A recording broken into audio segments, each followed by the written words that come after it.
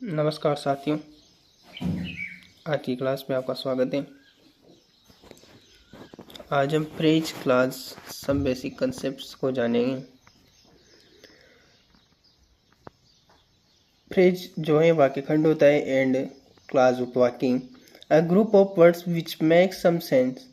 शब्दों का वह समूह जिसका कुछ अर्थ या कुछ सेंस होता है बट नॉट कंप्लीट सेंस, वह अर्थपूर्ण नहीं होता है, इज कॉल्ड अ फ्रेज। शब्दों का वह समूह जिसका कुछ अर्थ तो हो लेकिन वह अर्थपूर्ण न हो। A phrase is a group of words. Phrase शब्दों का ऐसा समूह है without a subject verb unit, जो किसी सब्जेक्ट और वर्ब यूनिट की होता है। A group words without finite verb except verbal phrase, it make sense but not complete sense. इसके अंतर्गत जो है सब्जेक्ट और वर्ब नहीं होती है। इट मेक सेंस, ये इसका अर्थ होता है लेकिन संपूर्ण पूर्ण अर्थ नहीं होता। If we try to change time or tense of this group we can not change because it contains no word that change to show time or tense. यदि हम इसका टाइम और टेंस, समय और काल चेंज भी करना चाहिए तो हम नहीं कर सकते, क्योंकि इसमें ऐसा कोई शब्द नहीं होता है जो समय और काल को प्रदर्शित करे। इट वाज नो वर्ब, यहाँ वर्ब नहीं होती है इस फ्रेज में।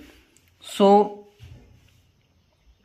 It can not have a subject verb unit, इसमें कोई सब्जेक्ट वर्ब यूनिट नहीं होती है।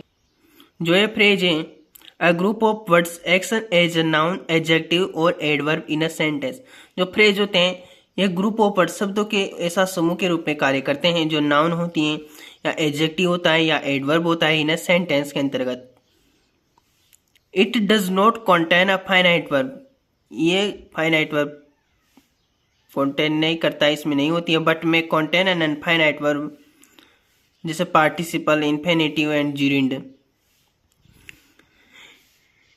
It in itself cannot make complete sense but can have meaning through its relation to some part of the sentence in which it stands. इसका कुछ sense नहीं होता है लेकिन यह दूसरे वाक्य के लिए संबंध का काम करता है, उसके लिए उसका दूसरे वाक्य का भाग होता है। In the following sentences the group of words in bold are phrase. The writer was a man of great wealth. यहाँ पे आप देखिए ऑफ ग्रेट वेल्थ, ये यहाँ पे फ्रेज है बिकॉज इसमें ना तो वर्ब है न सब्जेक्ट है। यहाँ पर मैंने आपको पहले दिखाया था, इसके अंतर्गत नाउन एडजेक्टिव और एडवर्ब होता है ये। तो वेल्थ यहाँ पे नाउन है, ग्रेट जो है एडजेक्टिव है। He is the man of hour, यहाँ द मैन ऑफ आवर जो है फ्रेज है। The sun rises in the east, सूर्य कहाँ उगता है? पूर्व में। इन द ईस्ट यहाँ पे जो है फ्रेज है, ये किसी वाक्य को पूर्ण करने का काम करता है फ्रेज जो है। The sun rises in the east, a bird in hand is worth two in bush. यहाँ पर अंडरलाइन वर्ड जो है फ्रेज है। हम पटी डम्पटी सेंट ऑन अ वाल जो कि यहाँ पे फ्रेज है। एंड हम पटी डम्पटी यहाँ पे सब्जेक्ट का काम कर रहे हैं और सेट जो वर्ब का काम। हम क्लास की देखें। Class is a group of words which has a subject and a verb unit and forms part of a sentences या सेंटेंस। उपवाक्य शब्दों का वह समूह होता है जिसमें कर्ता और क्रिया होती है और जो किसी वाक्य का भाग होता है। अब आप यहाँ पे एक चीज नोटिस की होगी, जो फ्रेज है उसमें कर्ता भी नहीं होता और क्रिया भी नहीं होती, लेकिन वह भी वाक्य का भाग होता है। लेकिन क्लास में क्या होता है, कर्ता और क्रिया होती है, ये अंतर है दोनों में, लेकिन इनका भी पूर्ण अर्थ नहीं होता। जैसे he said that he would go to Ajmer, अब ये किसी वाक्य का भाग है, that he would go to Ajmer, यहाँ पे जो है क्लास है। This is the table which I bought last month, ये टेबल जिसे मैं लास्ट मंथ में खरीदा था, यहाँ पे which I bought last month, ये जो है यहाँ पे क्लास है। अब यहाँ पर आप आसान शब्दों में समझें। A clause is a group of words with a subject verb unit, a group of words with a finite verb जो एक्सेप्ट करता है। It is a part of sentence not a complete sentence, यह संपूर्ण वाक्य नहीं होता है लेकिन वाक्य का भाग होता है। A group of words acting as noun, ये भी नाउन के रूप में कार्य करता है, एडजेक्टिव के रूप में और एडवर्ब के रूप में सेंटेंस में कार्य करता है क्लॉज। आप यहाँ पे देखिए, in the following sentences the group of words in bold are clauses. People who pay their debits are trusted. यहाँ पे हु देयर डेबिट्स जो है क्लॉज है, इसमें सब्जेक्ट भी है वर्ब भी है, लेकिन और ये वाक्य का भाग भी है। We can not start while it is raining. यहाँ पे वाइल इट इज रेनिंग जो अंडरलाइन है वो यहाँ पे क्लॉज है। I think that you have made a mistake. यहाँ पे you have made a mistake जो है क्लॉज है, समझ। अब हम आगे देखते हैं प्रिय साथियों, प्रिय मित्रों, सेंटेंस जो वाक्य, इसको हम हिंदी अनुवाद में वाक्य बोलते हैं।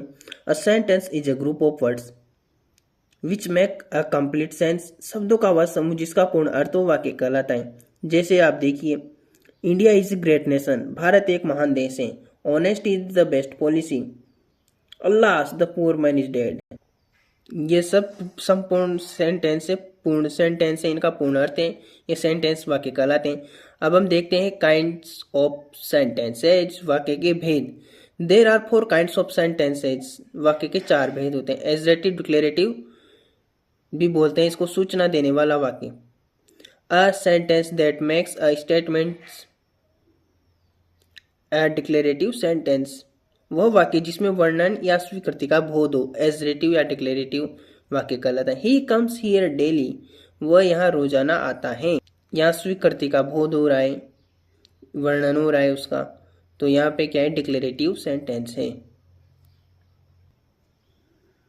ही वॉज प्लेइंग क्रिकेट, वह क्रिकेट खेल रहा है, यहाँ पे भी स्वीकृति का वर्णन का बोध हो रहा है। The declarative which make positive, जो डिक्लेरेटिव सेंटेंस होते हैं अगर ये पॉजिटिव स्टेटमेंट्स में हो तो ये अफर्मेटिव सकारात्मक वाक्य सेंटेंस कहलाते हैं। एंड वह जब है नेगेटिव स्टेटमेंट में हो, जैसे नेगेटिव वर्ड्स के साथ हो, no, not, never, nobody, none, etc, तब ये डिक्लेरेटिव ही नेगेटिव कहलाते हैं, नकारात्मक।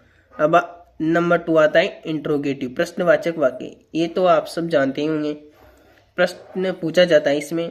A sentence in which a question is asked, वह वाक्य जिसमें प्रश्न पूछा जाए। आर यू मैरिड, क्या आप शादीशुदा हो। Where do you live, what are you eating, where are you going, etc।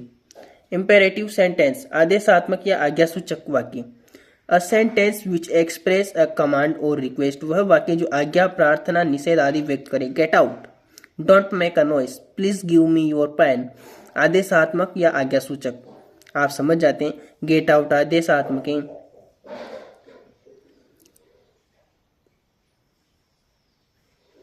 Exclamatory, विस्मयादिबोधक वाक्य, इसमें में आश्चर्यजनक मतलब अचानक होता है, एक्सप्रेशन चौंक जाते हैं इसमें। जैसे a sentence which express our feeling, मैंने बोला ना, चौंक जाते हैं, हमारी भावनाओं को व्यक्त करता है।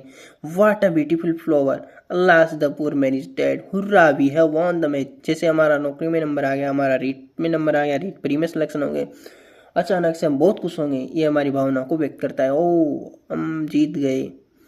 फ्रैगमेंट्स आर वर्ड्स और phrase doing the function of complete sentence. They do not have their own subject and predicate. They can be converted into full sentences. जो फ्रेगमेंट, आप इसकी हिंदी अनुवाद देखिए एक बार। फ्रेगमेंट वे शब्द या शब्द समूह होते हैं जो पूर्ण वाक्य का कार्य करते हैं, पूर्ण वाक्य का कार्य करते हैं फ्रेगमेंट, लेकिन इनमें स्वयं का कर्ता, सब्जेक्ट और विधेय नहीं होता है। इसको पूर्ण वाक्य में बदला जा सकता है। जैसे आप देखिए, यहाँ पे गुड आइडिया दे रखा है, एग्जाम्पल के तौर पर हम ले लेते हैं गुड बॉय। तो जैसे आपका नाम रमेश है तो Ramesh is a good boy, यहाँ पे दे रखा है it is a good idea. Nothing much, ये वाक्य में बदला जा सकता है, इसका पूर्ण अर्थ भी होता है लेकिन इसमें कर्ता और विधेय नहीं होता। He is doing nothing much, इस तरह। अगला देखिए आप, एलिमेंट्स ऑफ अ सेंटेंस, वाक्य के तत्व। वाक्य के निम्न तत्व देखिए आप, सब्जेक्ट वाक्य में होता है, ऑब्जेक्ट वाक्य में होता है, वर्ब वाक्य में होती है, कॉम्प्लीमेंट वाक्य में होता है, एडवर्ब वाक्य में होता है। इस तरह से आज हमने some basics concepts, phrase, clause, sentences and उनके काइंड्स ऑफ सेंटेंसेज देखे, as interrogative, imperative, exclamative clause. And अब आगे की क्लास में हम देखेंगे एलिमेंट्स ऑफ अ सेंटेंसेज। प्रिय साथियों, हमारा उद्देश्य इंग्लिश ग्रामर को संपूर्ण रूप से पूरी करना है, इसलिए आप ज़्यादा से ज़्यादा सब्सक्राइब करें और डेली यूट्यूब पर हमारी क्लासें लें। ये कक्षा 7, कक्षा 8, क्लास 9, क्लास 10, क्लास 12 to 11 सभी के लिए ग्रामर उपयोगी हैं। सेकंड ग्रेड में भी इसका उपयोग होता है।